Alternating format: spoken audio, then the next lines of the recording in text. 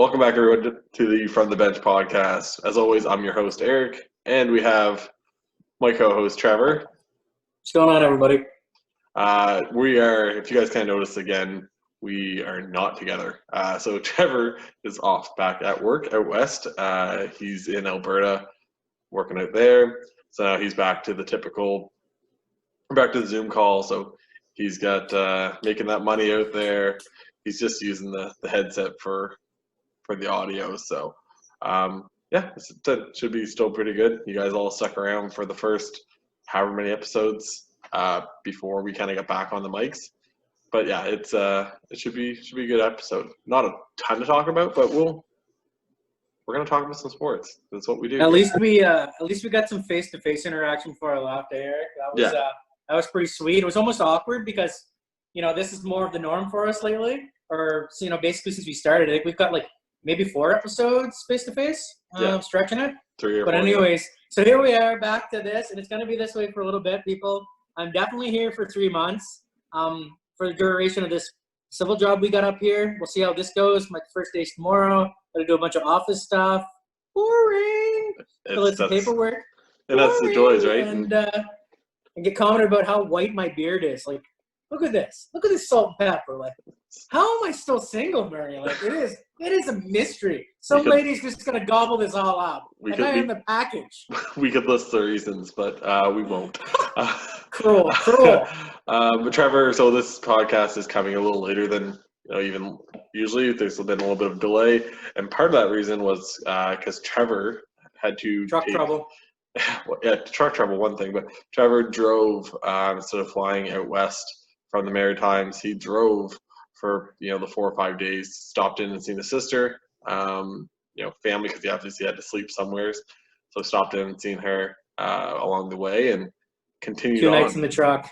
2 nights in the truck. 2 nights in the truck. Not a fun time, but like I said, I slept really good though. You'd be surprised, man. I really did get good shut eye, but when the alarm went off, I was just like, ooh, it hurts. It hurts. Well, I even told him, I said, look, Trevor, if you get tired and you're driving, I used to drive a tow truck back in the day, and if I was getting like tired from driving, I'd like call somebody and be like, hey, how are you? Do you want to talk for like 20 minutes while I try to like wake back up? It's just long distance driving, right? When you're driving for that long every day, exactly. It is what it is. So yeah, we're gonna get into a couple things.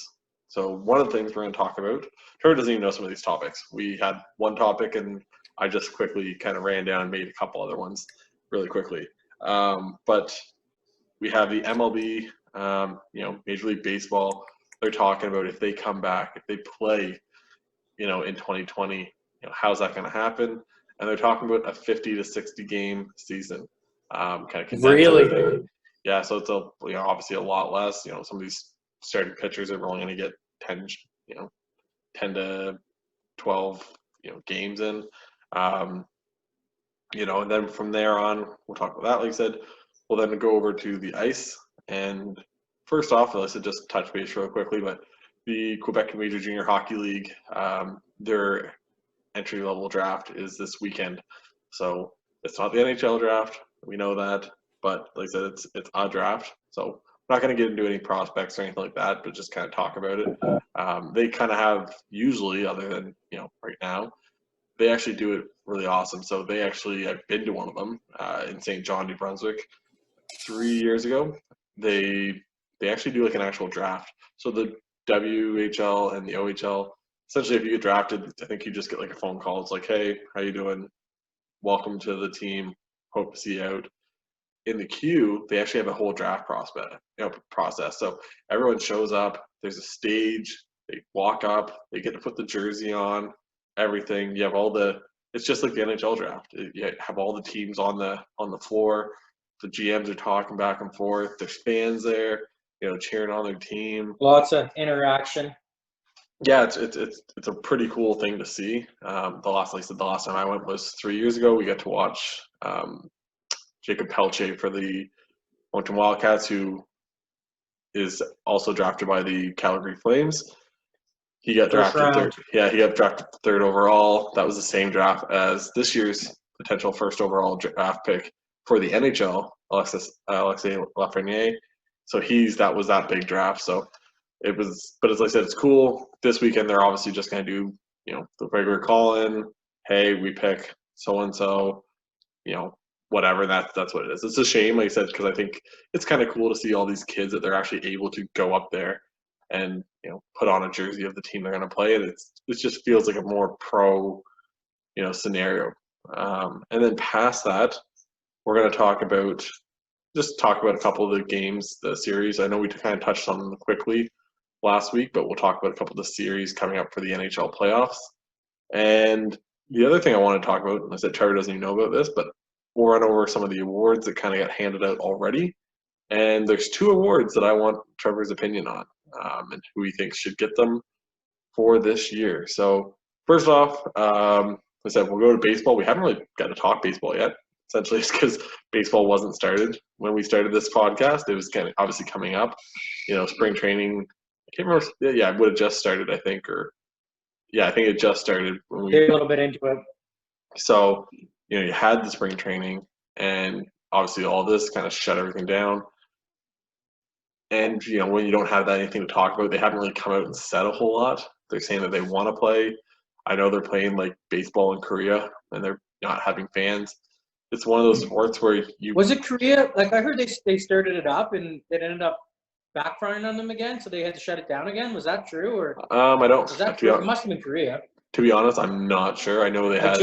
I just heard that somewhere. Okay, maybe it did. I know that they had it open. They were just kind of putting virtual fans or whatever banners in the stands to pretend like there's fans. They were just about to start and something happened again. Yeah, baseball is probably one of the. It must have been a relapse. Yeah, baseball is probably one of the only ones that you really could, because there's not a whole lot of contact there. Obviously there's the ball, but that these guys are touching, and these guys are sliding into base. But it's not like a basketball or a football or a hockey. They kind of have the perfect scenario in Florida, right? Like, because everybody's got pretty much a facility down there for spring training, right? Yeah.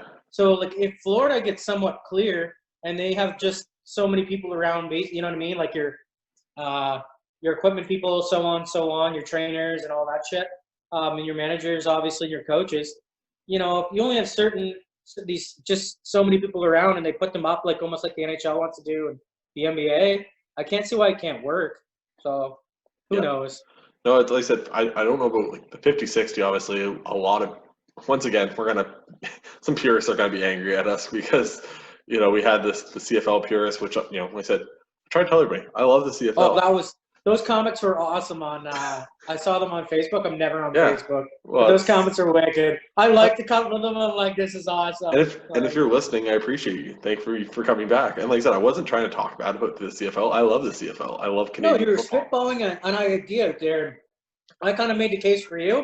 I also made the case, for keep not it the going. Same. Yeah, keep it the same, essentially. So I understand what people think, and like basically, this person said it wouldn't be Canadian football, which is legit. So we appreciate the comments. I thought it was great. Like, the interaction was great. So if you want to chirp us, by all means, chirp us. We can take it up. Some interaction there. We're just throwing ideas out there, and we're having fun doing it. So. And that's part of it, right? And like I said, my point of it all was I'd rather see some football rather than no football north of the border. And then, like I said, a lot of these guys are severely underpaid compared to other leagues. Like I said, like the NFL, NHL, like it's a big league, and these guys are making not that much. You can go be on a practice squad for the NFL and make more than you can as the starting quarterback for the CFL, right? So it's one of those things. That's why like I said, it's just spitballing and trying to think of a way to kind of grow the game and grow the Canadian football in Canada as a whole, right? So it's obviously hard with a lot of things going on, but like I said, past that, like I said, I won't beat that dead horse, but we'll, I said the MLB 50-60 games, and I guess I said one of my questions is going to be, do you think the MLB should ever look at shortening their season? Because they play like 162 games, I think. 162 or 164, like it's 160 something around there. It's so many games, and like obviously, obviously, like when you say that to me, so this is the first I hear about like 56 games. Like Erica was just enlightening me. I love it. You know why? Because every game, essentially from game one is like a playoff game. Every series is crucial. Every at bat is crucial. It's going to be such a different feeling. Like, don't you think? Like, I think that is really exciting to me as a sports fan, as a baseball. I like baseball. Huge Jays fan. I'm fortunate when I was younger, the Jays weren't that good and struggled a lot just because they have Boston and the Yankees. But I hate the Yankees so much, so I also cheer for Boston quite a bit. But Boston by far is not my favorite team. I was always I'm a Jays fan. What can I say? Yeah, I love Canada. Go Canada! Go Canada. Like I said, when there's only one team, you kind of like to root for them. But no, like I said, you have 50, 60 games. And a lot of people have said this, like, baseball is one of those sports where, like, it's so oversaturated. Like, there's just so many games. Like, they play every night. So even if you're a hardcore fan. It's a marathon in baseball. Like, I watch a lot of baseball, and I try to. And, it's obviously a lot easier when they're good. But, trying to watch all these games. But even I've missed a lot of the games, right? Just because you can't be, it's hard to watch every game when there's a game every night. So like I said, it's just one of those things. Like, Jays are your team too, Eric? Yes, I love the Blue Jays. Like, so you're a Jays fan, so I'm just going to throw this out there. It's so disheartening. Here we go, make the playoffs a couple years in a row, and all of a sudden this new regime tears her down. Man, that was heartbreaking. Like, and then so you trade away a player like Marcus Stroman, which doesn't make sense to me. And then we basically gave Aaron Sanchez away, who was a couple years removed from being a stud for a year or two. Yeah. So, and he's got his finger issues or whatever. Super disappointing. But if you're a Jays fan, Calvin Biggio, like there's just so many young players that you have Guerrero Jr. Vladdy. Yeah, you have all these guys, right? Yeah. Like we haven't even mentioned my favorite. Well, yeah, we have. Biggio is one of them, but it's unreal. Like, there's lots of hope there, and they did beef up our bullpen and stuff and find a couple starting pitchers this year. So here we go. I can't wait. Hopefully it happens. But right now I'm focused. Let's get the NHL going. Let's get the conclusion.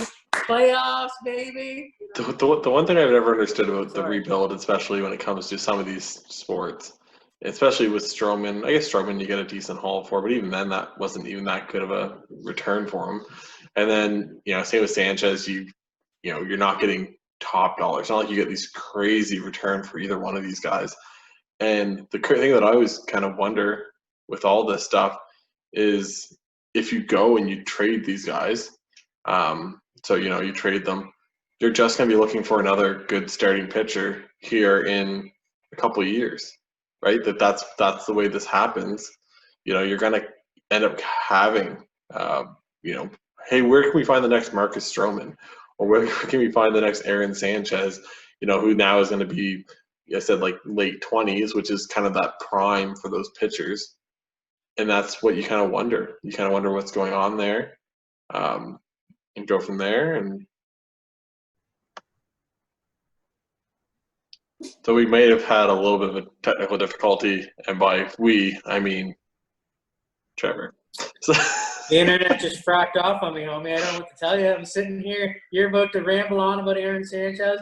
I'm sitting on the edge of my seat, all chomping at the bit to hear what you got to say, and then you just froze. I'm like, what in the hell is this guy doing over there? That's and then I realized, I just realized it was – the best part is nobody's here, so it's just me on the Wi-Fi. But where I work in the shacks, she can be deadly, boy. There's be a no-go. It's not good. Yeah, you're kind of out in the middle of nowheres. Anybody's wondering, it's DeBolt, Alberta, so you probably don't even know where that is. It's a beautiful spot. I've spent many days in those camps, in those shacks, and had showers and water where you never feel like you're getting dry because it's that bad. Feel like you're getting dirtier. Oh my God, it's so bad. It's like it gets on your skin. You put the soap on. The soap goes toodly doodly doodly. Anyways, it feels like slime is on you. It's just nasty. BK's gonna hear this too and just laugh at us, but it's true. It is what it is. He hasn't had to stay in the shacks in many, many years, so it's fine. Probably ever. Anyways, past that, so all I was saying essentially was that, it's always funny to see when they have, these teams in a rebuilding, they get rid of their, not quite super young prospects. And so, Sanchez and Stroman, they're both, in their mid to late 20s, and you're going to get rid of those guys, while you're developing these young guys, when you have the extra cap space and you have the extra money you can spend on it, and your guys can actually be playing in meaningful games and they can be taking bats that are, in close games. Well, instead, you're going to get rid of those guys, and then in 3 years, you're going to be looking for same guys, essentially. A good pitcher that's in his late 20s to early 30s, which is the exact same guys you just traded away. It doesn't even make any sense. It is what it is. It's just the way it is. So baseball's funny that way for me. I don't know. I just find it funny that way. And like I said, I understand. Like I said, there's a lot of purists that would, when I even suggest that we bring it down from 160 some games, maybe you do a closer to 100 or 120 or something, right? Like, it's just there's so many games, and maybe it helps out with the attendance in some games, right? Like the Blue Jays games, yeah, when they're good, they sell out a lot of games. But you also have, especially in the summer, you have people from all over Canada traveling into Toronto, and even from outside of Canada, traveling into Toronto to vacation and everything else. I know I went to a Blue Jays game a couple of years back when I was in Toronto on vacation. That's what you do. That's what you see a lot of people do. So that's why it's easier to sell out all the time. But like I said, we've had this conversation before. Milwaukee. Some of these random teams aren't selling out on a Tuesday night in the middle of June, because it's just, why would you? So maybe you can cut down the games. Maybe more people will go to them. Baseball's funny too. But it'll randomly be a game on a Tuesday in the afternoon. Like, let's say Kansas City or even Toronto will have the odd game that's like starts at like 12 or at 1:15. It's like, what the hell? And it's during the middle of the week, like, for no reason. It's not even a holiday. Like, you know what I mean? It's just random times. Anyways, it's interesting, but whatever. Yeah, and you run into attendance isn't going to be really big. That's all I'm saying. Well, yeah, and that's, like I said, maybe that helps, but obviously you're going to have a lot of stuff. Like, if you drop it down to, you're not going to see the 50 home run or 60 home run seasons. People's stats for their careers are going to be a lot lower than, ones of the past, right? So I understand that's why some people probably wouldn't want to see that, but maybe it's the better way to do it, right? Also, another thing, just putting this out there, we'll get off the baseball talk. I really think basketball should be played in the summer. Why isn't it? Just makes sense. It's a sport that most people play in the summer, especially in a lot of these other places down south and whatnot. They play a lot of it's outdoors, and that's where a lot of these kids in New York and Boston, all these they grew up playing on the courts outside, and there's no basketball. At least hockey makes sense. Ice in the winter, you play when it's cold out. Basketball, maybe they should start. They don't need to start in October. Did you randomly hear at the NHL is flirting with the idea of going later now, starting later? Actually playing during the summer and stuff, which I thought was very interesting. And then what was it, September and October they would be off, and then they'd start up in November or something like that? I can't remember. Yeah, and I guess that was very interesting. This will be kind of just a little bit of transition over to the Q draft, which we're going to get to. But I even heard somebody was talking to me about the Q, and they're hearing that they're looking at possibly only starting the Q back up, like the Quebec Major Junior Hockey League. They're looking at starting that back at the end of December, so like probably after the Christmas break, which that's a lot later than they usually do. They're playing in September, typically, and now you're looking at right now, instead you're playing at the end of December. It's just a different time. Nobody knows what's going on. They're trying to figure this stuff out day by day. Everywhere is different, no matter what. Well, they're trying to give that coronavirus more time to settle down.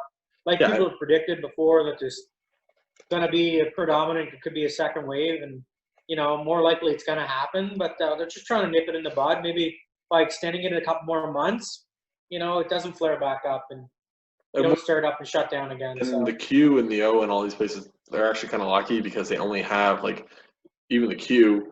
The Q actually has 4 provinces that it has to go through, right? It goes through PEI, New Brunswick, Nova Scotia, Quebec, obviously. But Ontario, they're only dealing with, their couple.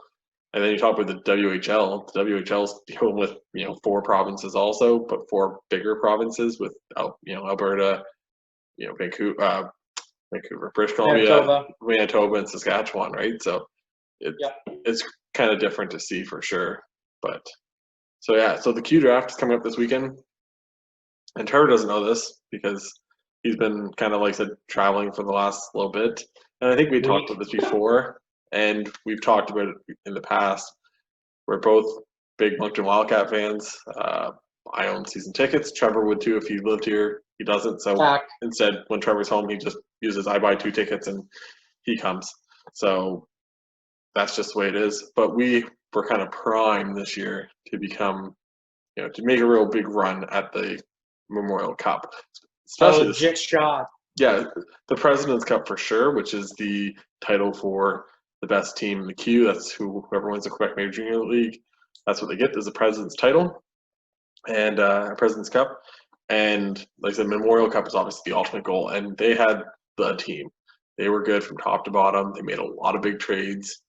They traded for 2 of the best players in the league out of Halifax with Jared McIsaac and Bo Grew. They bring in Gabriel Forche. He's a really good forward for them.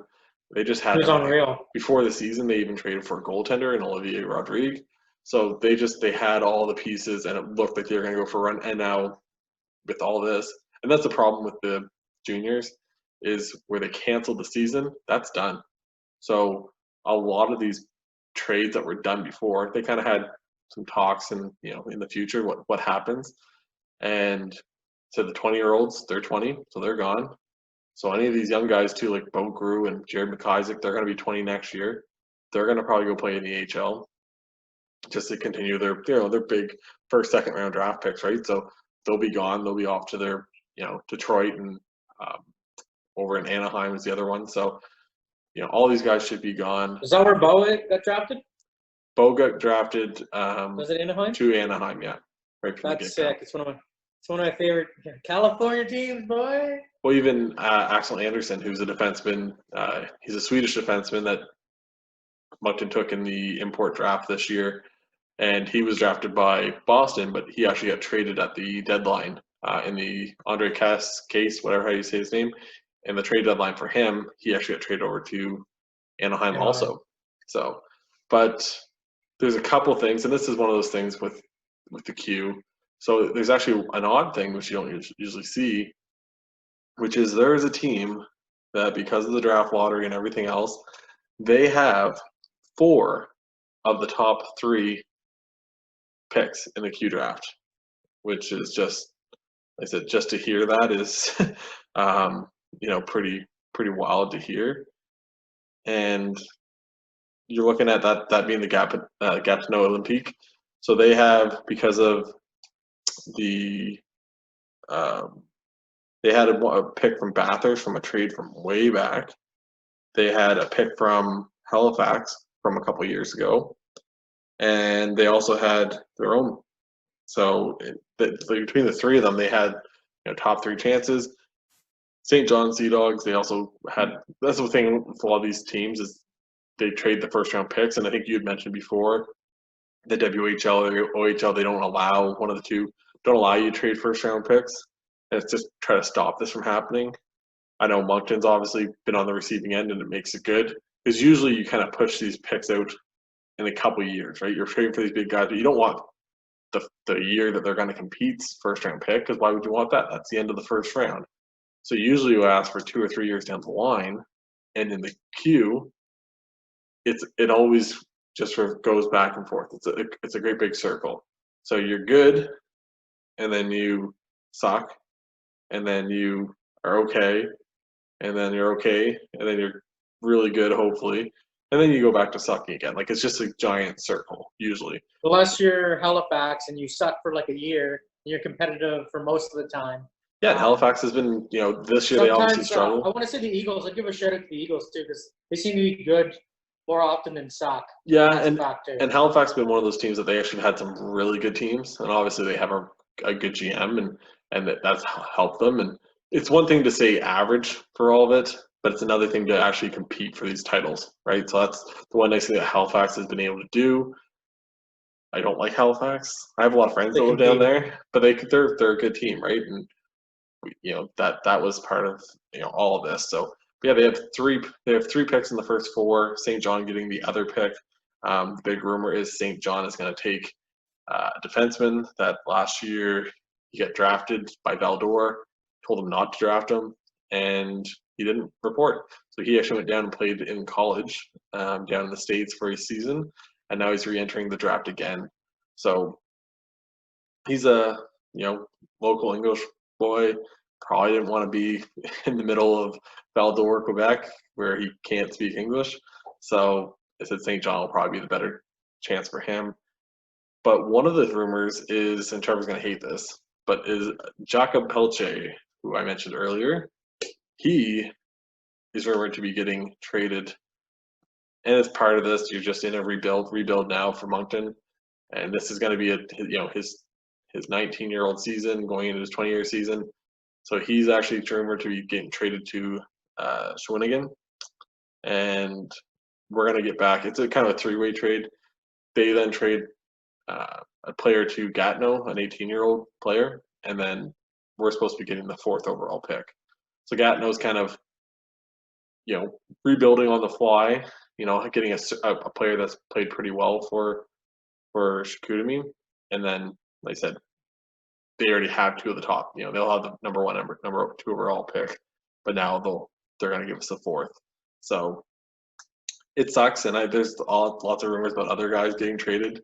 It's like I said, just part of the queue that guys just get traded. That's part of the rebuilds, right? So you trade away all these picks, you have to do something afterwards. You have a small window. That's where junior hockey is a lot different than the pros, right? The pros, you can keep the same guys. Pittsburgh's had Sidney Crosby since 2005. Some core guys, with the pros now, the salary cap gives them a little bit of fits, but it's not like the queue, like you said. No, and you can, like I said, you can kind of plan it. It's you're not in 1 or 2 year windows, right? Look at some of these teams; they've been good for a long time, right? Boston's been good for how long? You just go down through the list. There's a lot of these teams that have been good for a long, long time. They're also Boston's so lucky though. Like they just seem to get everybody to slide in at certain money. Like man, it's unreal. Like they do it right, just like when Steve Yzerman was still the GM of Tampa Bay. Like he just, you're not getting more. Our best player is Steven Stamkos. You're not getting more Stamkos. Yep. So then Victor Hedman slides in behind him, and then after Victor Hedman comes Kucherov. Like, see, unlike Toronto, oh my God, I don't even want to even talk about it. But it's just unfortunate. You got to take a little less if you want to be competitive and actually take a run at winning the Stanley Cup. So that's just my opinion, but what can I say? Rant. Just ranting over here. Yeah. From the West Coast. No, it should be good. Like I said, I'm excited. Like I said, it's just another draft. Like I said, I don't follow. I know there's a couple of guys. Shout out to the Moncton Wildcast podcast. If you guys are looking for more info on the draft, they did a good job last week. They pointed out a couple of guys are the top 10, 15 guys that they can see going in this draft, and where they what team picks them. Obviously, that's before trades. They didn't really discuss trades. I know they're probably recording. Usually, they record episodes on Tuesdays, and then they release them Wednesdays. So I'm assuming they'll have another one out this week, kind of as a bigger dive into it. Maybe they're going to talk about some rumors. I'm not sure what Adam and Jeremy are going to do, but like I said, if you guys want more draft info, definitely head over to listen to those guys. They do a good job with it, and Jeremy really dives into this stuff. He watches a lot of tape on these kids that are playing in, midget and Bantam and everything else, and he's got a good eye for guys that will be good. I know last year they were, the consensus number 1 overall pick was Joshua Waugh that St. John eventually ended up taking, but they were screaming that if Moncton won it, that they wanted Zach Leroux, and that kid was a beast for Moncton all year. That they got one of the best fights I've ever seen. Me and Eric witnessed. He scored. I think he had a goal in that game too.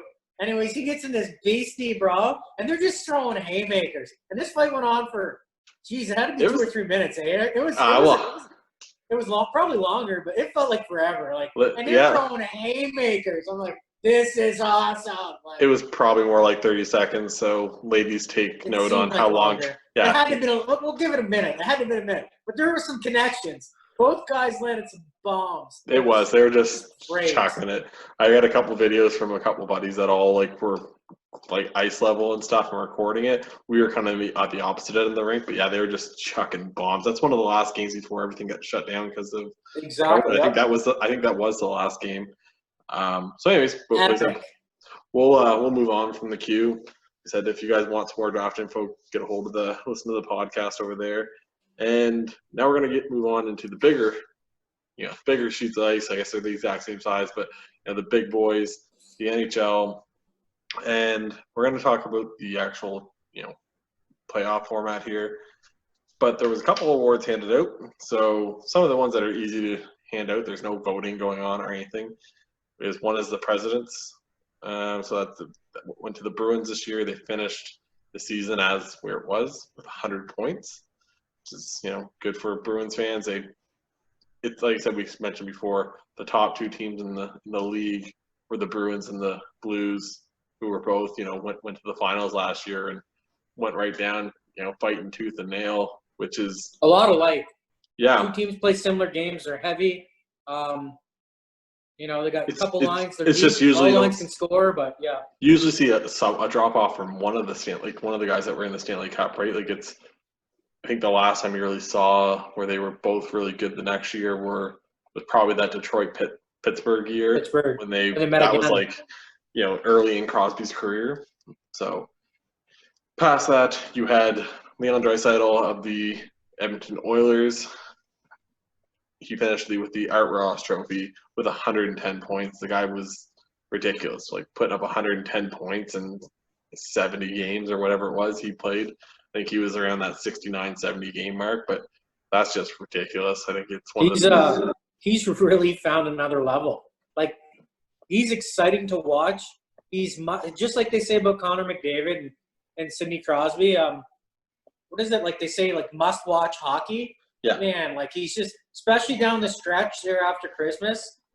I don't even know how you can even say he found another gear, but he was just unreal. And then did Connor McDavid miss a game or two there after Christmas? Oh, Connor missed a couple bunch games there. Yeah, he missed a bunch. Anyways, he was unreal with that Yamamoto and Nuge.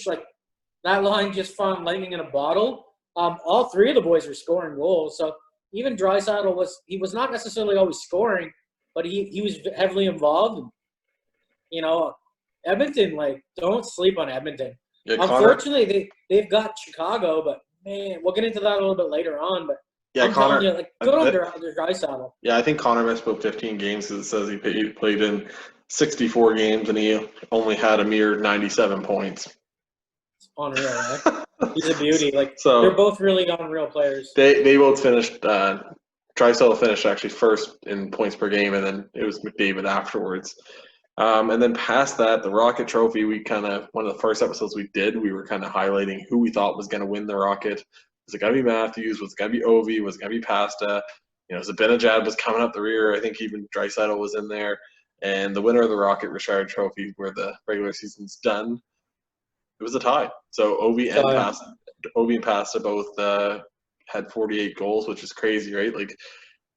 You don't see 50 goals all that often, and you had two guys that were right there, and with a couple guys that were right behind them, right? So I know the Austin's last game before they paused the season, he hit 2 posts. I nearly cried. I'm just gets us 1 goal, and it was unfortunate with this COVID because it would have been a hell of a race. And congrats to those two guys. And Austin, I love you, boy, but that's the luck of the draw, homie. No, that's just what you get, right? It's just they had a good shot at it. He would have hit 50 though. Yeah, exactly, right. All three would have. I think they would have. I don't see them where they don't, right? So 2 of the big awards, and like I said, maybe in the future we'll talk about awards like the Vezina, and we can talk about the Selke. We can talk about all these other awards that are big awards that are easier to talk. They're a little harder to talk about because you really have to dive into some stats and this and that, blah blah. But 2 of the awards I want to talk about was the Calder and the Hart Trophy for most valuable player. So we'll start with the Calder. So there's a couple guys that are obviously up there. One of them being Quinn Hughes, defenseman. He's 20 years old. He's American. He's playing for the Vancouver Canucks. And in 68 games so far this season, the guy put up 8 goals, 45 assists, which is just wild for, rookie defenseman. And for 53 points. He was a -10, but, plus minus doesn't mean everything. And, had 22 penalty minutes. The guy's not, he was playing against the best competition too. So yeah, he's only 5'10", right? He's not out there to be a bruiser, to be out there as a wrecking ball. It's just not his game. And then the other guy, so you can talk about some other people. You had Elvis Merzlikins, the goalie for Columbus. He obviously, maybe if they had finished the season, maybe you could make more, more of a case for him, more of a case for him. It's hard, right? I know Jordan Binnington, I think he kind of came in there, but it's always harder with a goalie, especially we only came in halfway through the year. There's just not as much. He there. kept Columbus afloat though, boy. That team was hit by injuries. There's a lot of injuries this year. We haven't seen in years past like this. It was kind of ridiculous, but it's just one of those years. A lot of big name guys were missing, right? So, you also had Kublak, who plays for Chicago. Obviously, he had a really good season. He was really coming on. The other Hughes, Quinn's brother. They talked about him maybe getting it before the season. No. They also talked about, Capo Caco. No. So there's, some guys that they were hoping. They just didn't. It's hard, right? And it's different because these guys that we're talking about, they're 20, 21 years old. They're a little bit older, right? So they're a little more mature. They're a little more physical. These guys you're talking about, they're 18 years old. They're just young pops. It was exciting, though. It was exciting for me personally to see 2 defensemen talked about for the Calder, and who's going to win it, and they're neck and neck. They're both beauties. Yeah. It was exciting as hell. They're both stars. Both and superstars. And that's the thing, right? So one of the guys I get to obviously watch before all the time, and he's usually where I usually sit. He's usually behind me, and that's one Mr. Cale Makar, number 8 for your Colorado Avalanche.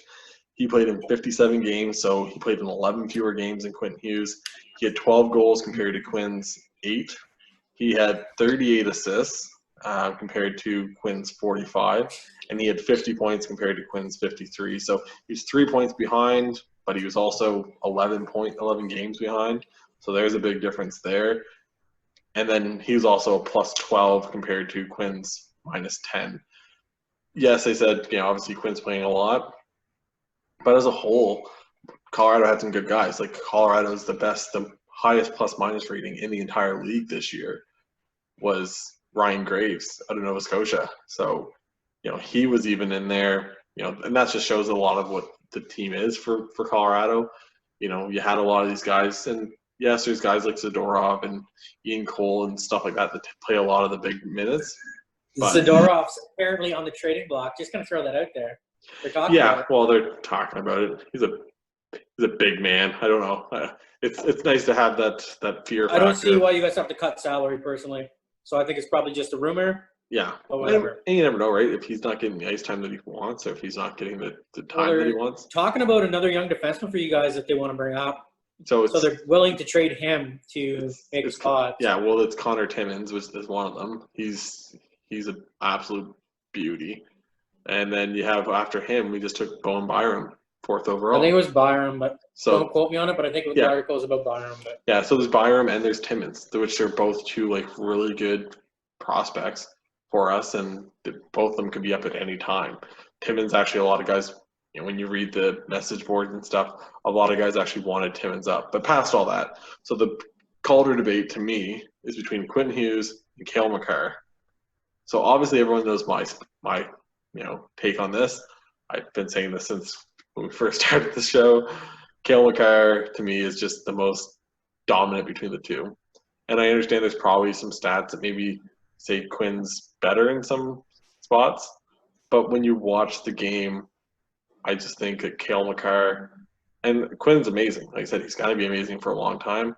I just see Cale Makar and what he can do and how good he is skating and everything else is just, I think, at a little bit higher level. And, it just is what it is. Like, it's, people can say, well, he gets to play with Nathan McKinnon. Yeah, but that was pretty much it for a lot of it. Colorado had a lot of injuries, so it was the Cale Makar and Nathan McKinnon show for a bit, but that's not a bad thing. Quinn Hughes also has Pedersen and Bo Horvat and, Brock Besser and all these other guys on his team, right? It's not, obviously they're not Nathan McKinnon. You need a Batman to your Robin. You need help. There's no I in team. You can be great. You need help. Like, you need guys to come along with you, be able to play with you. So exactly like you said, at times guys stepped up. Maybe Makar took bigger of a role, a center role, because essentially all these injuries. This is what you need. That's the whole point to a team. Step up, And like I said, Colorado did that along with other teams. Like, these guys did that. So yeah, and I understand. Like I said, Colorado has a lot of good, depth when it comes to defensemen. Eric Johnson, Ian Cole, Sidorov, Samuel Girard, who's also another 21-year-old superstar. He was a find. Oh my I God! like him a lot.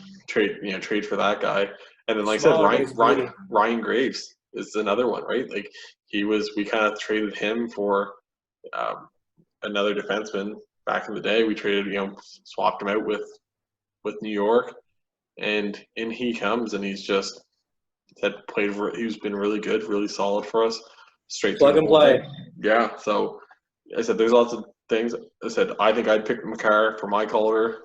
I said I understand Hughes has 3 more points, but it's in 11 more games. So if you're going by, I said if you just go by point totals, yes, I can see why you'd want to go with Quinn Hughes. And like I said, Quinn Hughes is a very good player. At the end of the day, I'm not debating this. But if it's me, if I had to put my vote somewhere as a biased Colorado Avalanche fan, I'd probably go Cale Makar. Did they vote on who was the best? Did that come Not yet. or no? Not yet. So anyways, well, he made him a case. So I'll just say I'll make a case for Hughes right away. Hughes ended up, you can give him the Iron Man because he played more games. So there's one. We'll just give that in his advance.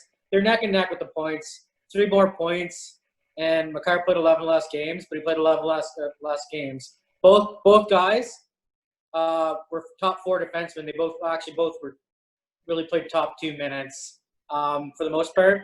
So yeah, he's -10, but man, you're playing against the top lines. A lot of good players out there. I'm gonna give it a pass. It's his first goddamn year in the league, people. Same with Makar. So what was Makar? Was he plus? How'd that work out for him? He was plus 12. So there's a 22. Plus 12. So you know what I mean? So they're neck and neck. That's a better stat. It's underrated. But and you got Nathan McKinnon over there in Colorado, one of the best players in the world. So I'm just gonna throw that out there. So that never helps your plus minus column. But Vancouver's no slouch. They got a bunch of boys going in the right direction. They got some really good depth there now. So Quentin, he's over there. He's running the power play. But Brock Besser missed some time, but he played decent this year, as always. He hasn't been the same since his injury a couple of years ago, but, he's still young. He's going to figure it out. He still had a good year. Quentin, boy, you're going to win her. They're just going to let you have it because you got the Iron Man. I'm just arguing against Eric here. Yeah, it's just the whole point because he made a case for the other guys. So, Quentin's going to get it because he's the Iron Man. He's up 3 points. Maybe he shouldn't. I don't know. And like I said, it's one of those ones where it's a big difference. Yeah, it's one of those things where it can go either way, and it's hard. Exactly. Like I said, I think. And I love Elvis from Columbus, so I just want to say, Elvis, I love a job, man. And you kept Columbus in the. That's the reason Columbus made the playoffs, and they're gonna essentially play the Leafs. So we'll see how that goes. Through all this, I really think Quinn's going to win it, and the reason why I think they're going to win it is because for me, over the last couple of years, Colorado and the Moncton Wildcats have been tied together. When they both sucked, they were both like the worst team in the league the same season. They both started doing better, and they did this, and both last year they both had an upset in the first round. Lots of good things happening. This year, I thought Zach Leroux should have won Rookie of the Year for the Q, and he lost out to Zachary Balduke. What a load of shit that was, too. Which is fine, but so I'm pretty sure they didn't want the Cats to win a whole bunch of awards. That's why that. Well, maybe, but I was just I just kind of shook my head and said, "Well, it is what it is."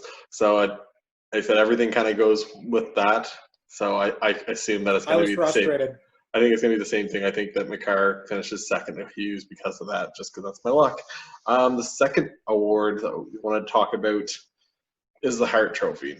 So this is, if anyone doesn't know, this is the league's most valuable player. And obviously Draisaitl, is up there. He's finished, you heard it earlier, right? He finished with the Art Ross. He had 110 points. When, Connor went down for, I said whatever it was, like 13 games, he was out, so he had to kind of carry him by himself. They do play on like some power play together. They play usually in overtime. They'll play on the 3-on-3, which is probably one of the scariest things in the world. And some shifts together. If they're behind, they'll That's what I love about that's Tippett down there, right? I think so. He loads them up. He'll put them together, which I love. Their 3-on-3 in overtime is like one of the scariest things you ever see, because literally it's Connor McDavid and Leon Draisaitl coming down at you on a 3-on-3. If you're the goalie, you just want to vomit. They're vomiting a little bit in their mouth. It's terrible. But so he's obviously the front runner for that award. Past that, you have once again, being biased, number 29 from the Colorado Avalanche. He's behind me. That's Nathan MacKinnon out of Cole Harbour, Nova Scotia. He was just an absolute beauty this year. And the big thing, and it's the same thing I mentioned with Cale Makar a couple minutes ago, was that there was a lot of guys who missed time. So Landeskog missed time this year. So Nathan MacKinnon, he got injured actually right before all this went down. So it was going to be, kind of wondering like, oh, here we go, another injury for Colorado. Everything just nothing's going right for us.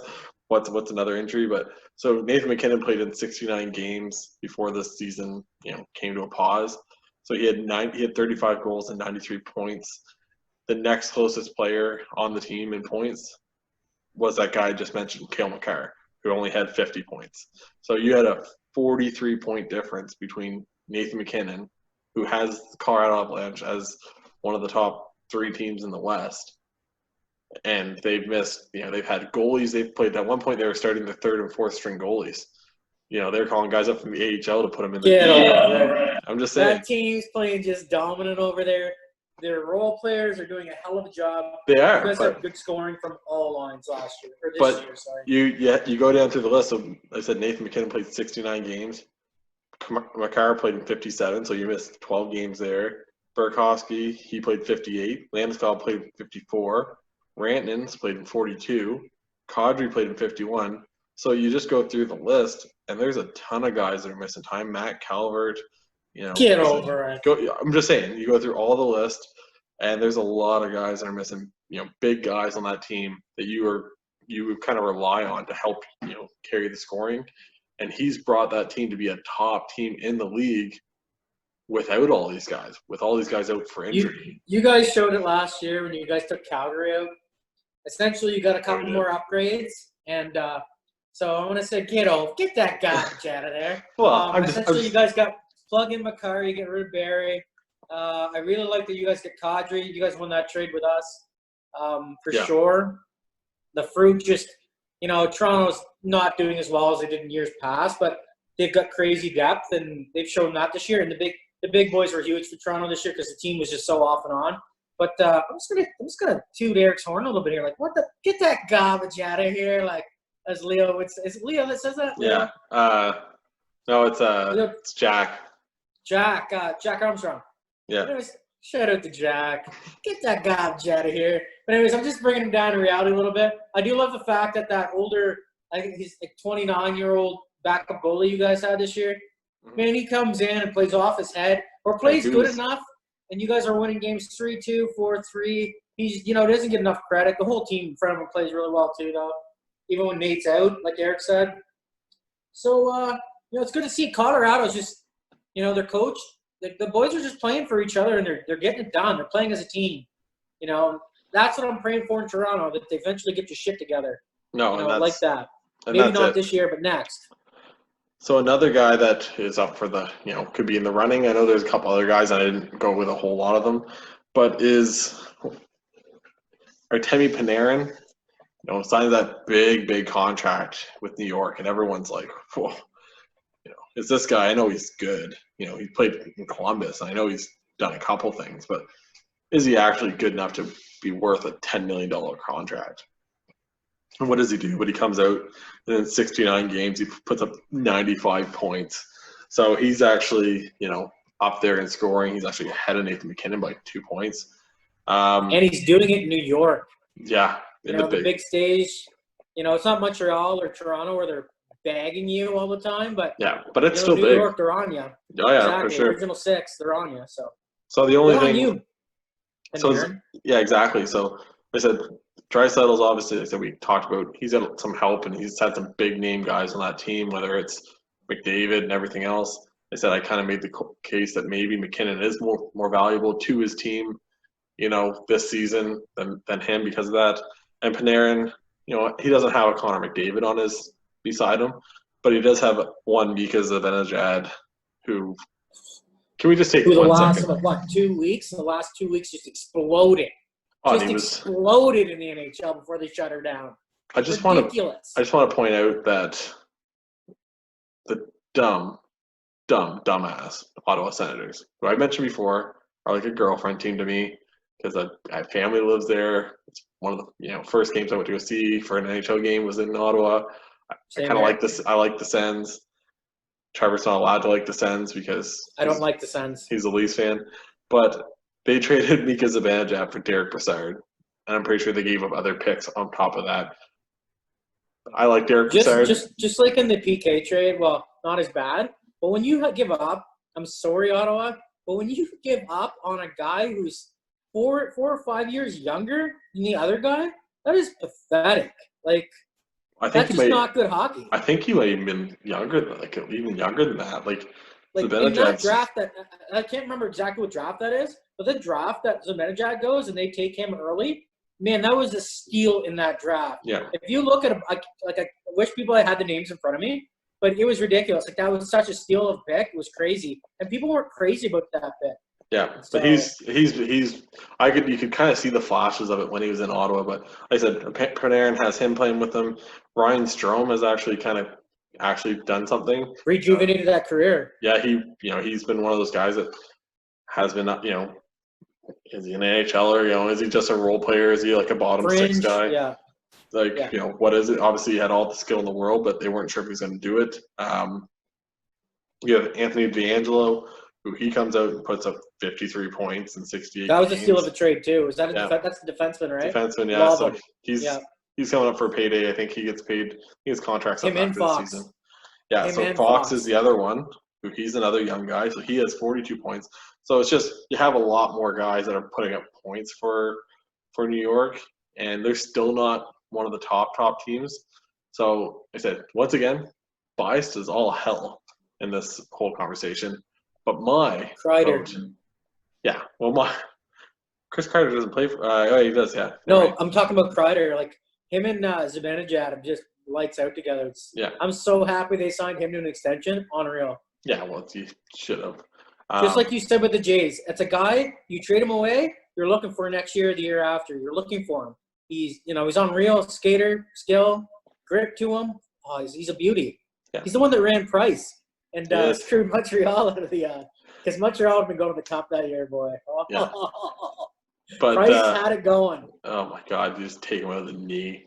What a terrible fucking brutal. thing. That was brutal too. He ran, I hate Montreal, but he ran Price it was wow. Anyways, just screwed Montreal. Montreal almost won that series. So. Yeah, I think I'm pretty sure I remember seeing something. They were trying to charge Kreider with try to get the police to arrest him because of what he did. But they should have ran Lundqvist for 2 straight games. That's what I would have did. Just run them. You know what I mean? What the hell? Skates first. Well, not crazy like that, but they should have ran into him a lot. Yeah. I played goalie. You got to do something. And actually, it's funny because Price got him back at the next season. He got him behind the net, gave him a good old shot behind the net, which is good. But cost him a cup though, a cup appearance. That Prices never got there. No. So, like I said, this for the heart. Obviously, this time I'm going to have another vote, and I'm going to go with McKinnon again. Like I said, I just don't think he's had supporting cast. And it's a lot of it's become because of injuries and everything else. Guys have played, banged up all season, missed a lot of games. But when you're 43 points ahead of the next closest guy on your team in points total, and you still have the team, at the top of the league, that is, to me, that makes it worth it. And it's one of those things people said even when he was up for it last time, when he was against Taylor Hall, they kind of used the excuse that he should have won it then. Well, yeah, and they said, well, I think the argument against him was, well, yeah, but you have Mikko Rantanen and you have Gabriel Landeskog on your team, so you should be putting up those kinds of points. You had those line mates. So if my argument would be, if that was the argument back then Leon Draisaitl having Nugent Hopkins and Yamamoto and Connor McDavid playing with you, if that doesn't give you the boost to maybe not give you the MVP, maybe not. But so I'm going to say, if I was to pick it, once again, super fucking biased opinion, I'm picking Nathan McKinnon, who is right behind me. So I think Nathan McKinnon was robbed, like he just said against Taylor Hall. Should have won it that year, hands down. I think this year you got to give it to Draisaitl. I hate to say it because Nathan McKinnon's one of my favorite players in the league, and he's fucking exciting to watch. So is Draisaitl. Connor McDavid, I think the proof's in the pudding. He played 15 less games, 13 less games, whatever Eric said. Draisaitl, man, he did it himself this year. Not all the time, but a lot. He was driving his own line. He's found another gear. He's exciting.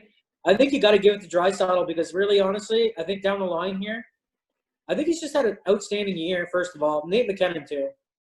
But I think, too, like a red flag against Nate, like I hate to say it, but he got hurt. And Draisaitl played those games. And I think that's a ding against the guys. It's not their fault. Yeah, but he didn't. Hurt. But I'm just saying. McKinnon and I know you got, 43 points. But, you can't ding Draisaitl because he's got fucking Connor McDavid on his team. I'm just saying. And I don't think – and honestly, I think if they don't give it to Draisaitl this year, who fucking knows? But Connor's going to have a beast year next year. So, like I said, that goes. So maybe it's Draisaitl will too. But they finished first and second in points per game, between McDavid and Draisaitl, right? So I understand. Batman and Robin, man. I understand why you have it. I understand all that stuff. But Nate, just to clarify, Nathan McKinnon actually didn't miss any. He may have missed one game at max, but he got hurt right before the break. Yeah, like I said, but he actually played every other game other than that. So he didn't actually. It's not like a Makar Hughes argument where it's like, well, you give it to Quinn because he's played in 11 or more McDavid games. Missing 15 games. Yeah, I get you. Yeah. I still give it to Draisaitl. Hey, I understand. Like I said, no, I'm just saying. I am just pick the same guy all the time. I am super biased. That's all it is. So, it's all right. No, you got it. Like you're not biased. You got a good argument here. Like Nate's had a tremendous season. So is Draisaitl, and I'm just gonna say, don't blame him. Draisaitl this year because fuck McDavid. Yeah. You had a great year too, bro. Any other year, he'd still be talking about you. The people are still ours. So yeah. Go Draisaitl. German fucking Superman. Come on. It's just nice to see, McKinnon obviously, I don't know if we've mentioned this before, and I said if you've listened to, I listened to a lot of Spit and Chicklets and stuff, and when they had McKinnon on, he kind of said, he didn't know what he was going to be. He was, putting up 50, 60 points in a season, and, that's good. I'd love to play in the NHL and put up 50, 60 points a year. A lot of guys would, but you're going to get paid out right there. Do that. Yeah, exactly. But now he's taken that next step the last 2 or 3 years here, and he's finished up with 90-some points every year, and he's really getting close. He's now in the conversation every year for top 5 players in the league, and it's because he is that dominant. Scored 50 goals last year. Yeah. So we're going to talk about a couple things. One of the things we might actually hold off just because it's late. I want to go to bed eventually, and I think Trevor's the same way. But we're going to talk quickly about there's a couple of places that they're suggesting, because the model with the playoffs for the NHL, we talked about last week, there's 24 teams. Top 4 teams from each conference are going to play like a little round robin. If anyone doesn't know what that means, it essentially means that they play each other to decide who's gets first, second, third, fourth in the top 4. And then the other guys number 5, and all the way down to, 14 or 13 in the conference, I think is what it is. 12. 12. So yeah, Montreal's that makes 12. sense. 5 and 12. So those teams all play each other to decide, who goes on the next round of play against these teams that are, battling out for the top spots. But they're looking at, through all this, to play in 2 cities, and only 2 cities, and they'd be host cities. Funny story, actually, Moncton, New Brunswick, where we're from, they actually put a bid in. They were trying to convince them to, like, look, we got a brand new Avenir Center. Our cases in New Brunswick are super low. We're talking with, I think we have like 3 active cases right now, which is nothing compared to a lot of these cases. Because of that doctor. Yeah, we won't get into that. That's political. It's not our. Yeah, that's not. We're a sports podcast. We're not a doctor's podcast. Yeah. But some of the places that are being suggested right now, you have Edmonton, you have Pittsburgh, you have Vancouver, Toronto, you have Vegas, you have Columbus, you have St. Paul, Minnesota, so for the Wild, you have Dallas, you have LA, and then you have Chicago. So Edmonton actually has like a very low case to death ratio, I guess, which is a terrible way to look at this, but I guess it's kind of how you have to look at it. And some of these cases thing, you could even just say, like, are they testing properly? Are they, doing everything they can to get all the tests they can get? I know that was a big thing against, New Brunswick at the start of it. You had to have like 6, 4 symptoms to like even get tested at the start. If you didn't have a symptom, then, blah, blah, blah. There's a lot of stuff going into it. But they have the lowest. Chicago has like 63 or 64,000. I don't know if these are active cases. I'm assuming they're active cases. That just doesn't make sense to me. How are you going to have a place that has that many active cases be a host? Potentially host. Yeah, it just doesn't make sense. Not a couple teams, like a bunch of teams. Yeah, it just doesn't make sense. Said Pittsburgh's low, Vancouver's low. Toronto's the same thing, though. I don't understand why you want to go play in Toronto. Like, it's got a lot of good reasons too, obviously. Probably lots of ranks, lots of this and that. But it's just such a big city. You almost don't think you'd want to be in a big city like that. Big draws, yeah, you don't want to be in a place where you can have. And Edmonton's not a small city either. But just the size comparison, you're talking, Toronto's next level. Also, just going to put this out here. If you think all these guys are sitting home in Toronto, if all the bans are lifted, do you think all these NHLers are going to stay in their home, in their apartments or their hotels instead of going out? You don't know what you're talking about, because those guys are going to be trying to get out and going to find a way to get out to go hang out with some pretty ladies, and they're hockey players. It is what it is. We're not gonna sugarcoat it. Vegas, same thing. Maybe it's odd, but Columbus is a good one. It doesn't matter really from where it is, because it's not like a fan experience. This is literally just a place to put them. So it doesn't matter if it's. Nobody's going to be in the ranks. No, as long as you can say, like, look, we can handle it. We can handle this and that and everything else, and playing hockey in the summer. I can't remember if Dallas has upgraded their arena, but that would be one thing I would be worried about with playing somewhere in Dallas, is just keeping the ice good. So you'd almost want to see a place like, further up north, or maybe the temperatures don't get as crazy as they do down in Dallas and some of these other places. For sure, but it is summer, so yeah, the ice is going to be bad, period. Yeah, I think no matter what, right? They're going to try to do this, but it's really hot outside. You're trying to have this super, cool ice. One of the better things about it, though, is you don't have all these breathing Neanderthals, aka the fans, there, which brings up the temperature in that arena so much more. That's a good point, Eric. That is a real good point. So right there, you're looking at the ice to be a lot better off. So I think just there, and then even you just talk about like the doors opening, right? If you have these doors open nonstop and it's just this summer heat coming in, nonstop. Especially us humans, right? A whole crowd of us, it just even if the place is freezing, body temperatures bring the heat out naturally and, warm up the coldest places. So that's a fact. You're talking like 50. You're talking about 15,000 people trying to get into a building, right? Plus vendors, Exactly. plus everything else. If you just have the basics, right? The rink staff, scorekeeper, announcers, media people, whoever you need. Referees. Yeah. I don't know I know they talked about trying to do both on more of the West Coast. So I think Edmonton's kind of like at the top of the list.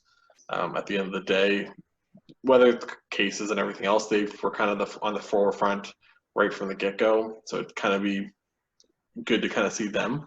And then I don't know if you do like. Plus, Edmonton's got a brand new arena. Yes. I don't know if you look at somewhere like Columbus or Minnesota, one of those places to stay on the West Coast in that kind of area. I do know on that part. Let me chime in here. I do know they want to find a host city for the West teams and then find a host city for the East teams. Yeah. So like you said, Columbus for the East. Toronto's totally not out of the water yet. Like you said, they are Canada's biggest province, so that only makes sense. Most people we have. But yeah, I'd love, like you said, I'd love to see Edmonton get a shot here. There's limited cases down here. They seem to have it all under control. Yeah. In quotations. And like I said, out of the 10 potential ones, and there might be other ones that they're considering other than these 10 that we mentioned, but Pittsburgh and Chicago are the only two that aren't on the West Coast, right? That aren't a Western Conference team that plays for them. The rest are, like I said, Edmonton, Vancouver, Toronto also. But Edmonton, Vancouver, LA, Columbus, Minnesota, Dallas, LA, they're all there, right? They're all West Coast teams. Even Chicago, I guess Chicago's more central, but they play in the central, but it is what it is, right? Like it's still kind of on that central to Eastern Conference more than anything. If you look at it on a map, exactly. It's like Detroit being in the West for all those years. How's Detroit in the Western Conference? Even though they're right beside Toronto, which I get a kick out of. Across the river, like come on, to the water, like come on. Yeah, it always made me laugh, but it's the same here, ridiculous. Yeah, like I said, it's just to see some of these teams and some of these places, and like I said, we just want to see hockey. We love hockey. We love. Like I said, play somewhere, make it work somewhere. Yeah, like I said, and some people said, I don't know. I guess I haven't got your opinion on this. Maybe I have. I can't remember. But do you put any stock into the Stanley Cup meaning any less than other years? No, but I was kind of disappointed. So they're having the best out of 5 for their first, so Toronto plays Columbus best out of 5. So then you're going to play one of the top seeds for the technically really is the first round. I was disappointed there because they came out and said that even like technically the first round, they're talking 5, the best out of 5 again. To me, basically after the first, Toronto, Columbus, or Pittsburgh, Montreal, the Rangers in Carolina, I can't remember. But anyways, after that initial 5-game series, and like when the original, those extra teams they added are out, when the original series, so like the next series, let's say it's Toronto and Boston, or or Toronto and Columbus, so let's say, or Columbus and Boston, sorry, because Toronto got beat. Right there and then it should be the best out of 7. That's the only thing I don't like because they're talking the best out of 7 they've only confirmed for the conference finals and for the cup. And to me, it should be, get what I mean? Does that make any sense to you? Yeah. That's how I feel. What do you think? No, I agree. I think after the first initial round, extra round now, yeah. I think it then should be, that's just me. I know they want to cut it down. I get it. They want to get it out there and somebody win right away because they've got everything backing up now, but it's the Stanley Cup. Let's do this season justice. Like, it's not everybody's fault this shit happens, No. And listen, you got to try to make it work, and I think we're still in the early phases. I think, if we see hockey at the end of July, I think we're doing good. And unfortunately, I'd love to see it beforehand, but I can't see. That's what they're talking towards the end of July, right? When the training camps? Which, like I said, once again, understand why. It all makes sense. It's just frustrating for some folks like us that just want to watch some hockey and or see any kind of sports, right? UFC's been on. I've caught a couple of the UFC events. That's about it. I'm not a big, I didn't watch the Tiger Phil Mickelson, Peyton Manning, Tom Brady thing. I was driving. I'm not a big golf guy, and to watch golf being played, I've golfed 3 times in my life. I'm not very good. I need a soda to golf. Yeah, trust me. It's not good. We every year there's a realtor, golf tournament thing, charity golf tournament, and last year there was all the sodas and everything else you can imagine. Somebody convinced me to go. Jagger. I hate it. We had Jagger. People say it's supposed to be like a calm, relaxing game. Like, it's so freaking stressed out. There's so many swear word combinations that come out of my mouth. Like, I just lose. I'm competitive, people. I don't like to lose or totally suck at something. It's just not good. And the best part is I shoot left-handed in hockey. So if I seem to shoot right or left-handed in golf, I slice all the time. If I go right-handed, I lose a little bit of power, but I'm more accurate. So a lot of times I golf right-handed when it happens, and it's just not good. I need somebody out there with me to tell me what to swing, because I'm teeing off. Do I grab a driver? And they're like, no. grab. And I said, I don't know. I'm just I don't know. I thought when you teed off every time you grabbed a driver. I didn't know there was distances and you should try this or that. I don't know. I said, not a pro golfer.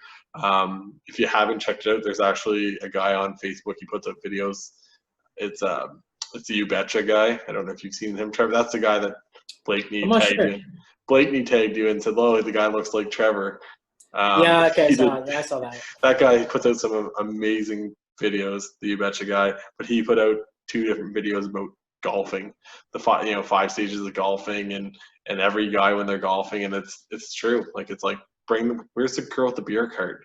Why is it they're just 4 girls in beer carts going around steady? Because that's why we're here, and it's true. Like I said, most guys. My mom's boyfriend, Jeff, he golfs a lot, a lot. And good on Jeff. Yeah, good on him. But I guarantee you, a lot of it is with sodas, a lot of sodas. So. Fuck yeah. What else do you get to do when you get up there, right? Go hit the ball around and gamble with your friends and joke around and have a good time. So, past that, like I said, I don't know if there's anything else. It's living, man. They're just living. Just live, people. Just live. You know what I'm saying? I'd like to get out there a couple more times. Like I said, not a pro golfer, never gonna be. I don't think I'll ever be really good. And that's just it, right? I'm a hockey player, in the immortal words of Happy Gilmore. I was. I'm a hockey player. I'm not a golfer. So get in the batting cages. It's 364 days 364 more days until hockey tryouts. So here we go. But you're gonna give that shit up and you're gonna come play some golf. Yeah. Chubby boy. Yeah, what a good movie. Past that, yeah. It's fun, but like I said, I think we're probably gonna cut it there for this episode. Sure. Little shorter than the last. Maybe next one we get back into some CFL something.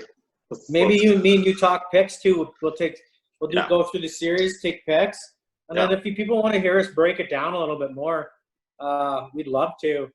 Yeah. So, and we'll get back into the all-time, list that we were talking about before. Obviously, last week we did our all-time NBA. I've had a lot of feedback. Some people were kind of like, "How did you not have Michael Jordan?" And I said, "No, whoa." Trevor didn't you? No, neither of us did. Neither one of us did. But it's just like I said, we never got to watch him in his prime, really. That's not why when we were we came out and said that right away. Me and Eric, we both said because I remember I actually called Eric before we went on the podcast or a couple days before, and I said I'm literally going to take guys that I've seen play lots, guys, And that's it, right? It's just a different way to think about it. I know a couple of people were like, "How old are you?" And I'm like, 32, and they're like, that makes sense. I'm 37, and I watched a lot of Jordan, so I was like, how the hell do you? They watched Jordan the tail end of his career. You know what I mean? Yeah, well, that was the years that he was actually winning championships, right? That's he won those 6 championships in 8 years, right? So he had all those, all these championships, and he was the most dominant player in the league and in the world, really. And it was just not something that we get to see. We know Michael Jordan. We know he's amazing. He's a bit of a douchebag. Fact. Yeah, Kobe was never like that.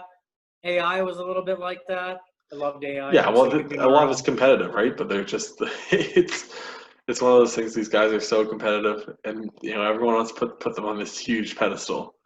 And I think even in I'm just gonna come out there and say it, and Eric's thinking it too. AI never had the big three. No. AI was basically AI and Batumbo, Batumbo, and McKenny. God bless him. He didn't score too many points. No. He did a lot of blocking and rebounding and playing a hell of a really good defense. Yeah. But AI was the offensive show on that team. They had Snow as the other point. I think he played point guard. I can't remember Snow's first name. He was pretty good. He was pretty good. He wasn't anything special, but there wasn't a lot of help there. They had McKee. McKee was pretty good. Yeah. It was decent. But it's like But he didn't have, like a Stoudemire or Pippen. Pippen was very underrated, man. Pippen on any other team would have been a superstar. So just saying, just throwing it out. And that's it, right? Like there's a lot of these things, but like I said, we never get to watch them, so we can't really do it. But like I said, same thing. That's why we understand. Once again, Wayne Gretzky, greatest player of all time, probably not going to be on either one of our lists just because it was at the tail end of his career, right? I hated Gretzky. See, I think Gretzky's never liked him. I don't care. At the end of the day, once again, you hated LeBron James, and you have to admit that LeBron James is the best. LeBron James was on my list, though. People give me credit. Yeah, exactly. And like I said, I hate some players too. They're probably going to be on my list, and that's just the way it is when it comes to hockey or football, right? I hate Tom Brady. Probably going to have that stupid douchebag on my all-time list because I've watched him win. I got two quarterbacks, and I can tell you right now, Tim, that's Montana. Fact. Yeah, but see, you didn't watch Montana. No, I didn't. I watched highlights. So anyways, in football, they show you I've seen a lot of documentary on Montana too, but I'm just saying they just something about them. They're similar, but they're not similar. They got characteristics that are similar, but their styles aren't the same. Like, for example, Montana. He could roll out kind of like an Aaron Rodgers, not as pretty though, you know what I mean? Yeah. And make it happen. Yeah. Tom Brady, no. Tom Brady's just got that sixth sense in the pocket where he kind of shuffles a little bit to the left, step or two here to the right, sets and lets her buck. And lets her buck for take some monster hits though. Lets her buck for a 5-yard slant. Beauty 5-yard slant, Huss. First down. Oh my God! Here we go again. Anyways, let a kicker win another Super Bowl for you already. So past all that, like I said, anybody, like I said, having more suggestions, love to hear them. Said hopefully we get some actual sports back soon, so we can actually have these conversations about actual live sports. It's gonna be exciting. But for now, we're gonna be signing off. So for Eric and for Trevor, keep your stick on the ice. hope you guys have a good night. Bye, guys.